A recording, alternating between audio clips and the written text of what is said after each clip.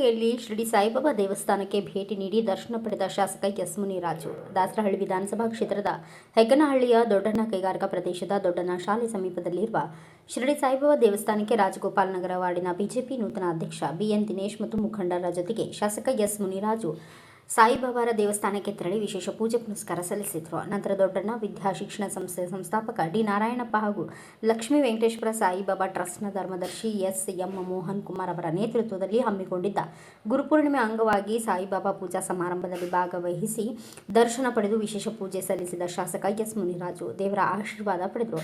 ನಂತರ ಶಾಸಕ ಎಸ್ ಮುನಿರಾಜು ಅವರಿಗೆ ದೇವಸ್ಥಾನ ಪ್ರಧಾನ ಅರ್ಚಕರು ಮತ್ತು ಟ್ರಸ್ಟ್ನ ಧರ್ಮದರ್ಶಿ ಫಲಪುಷ್ಪಗಳನ್ನು ನೀಡಿ ಸನ್ಮಾನಿಸಿದರು.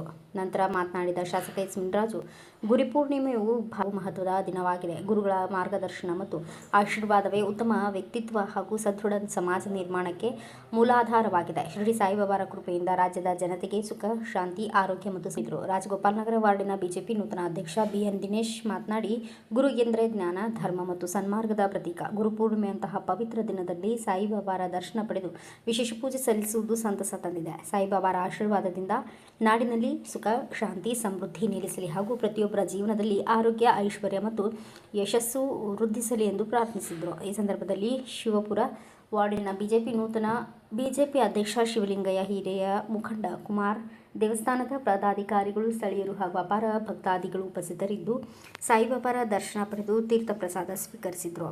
Bureau report Ayyanna master, Bharata Vaibhava news, Bengaluru. Thanks for watching. Read, discuss and debate with editor Dr. Yan Prashant Rao. Wanted reporters in print, digital and visual media for Bharat Vaibhav Daily Newspaper, BV News 5 Channel and BV Fast Web News from all the talukas of Karnataka, Goa and Maharashtra. If interested, send your resume to 9019229369.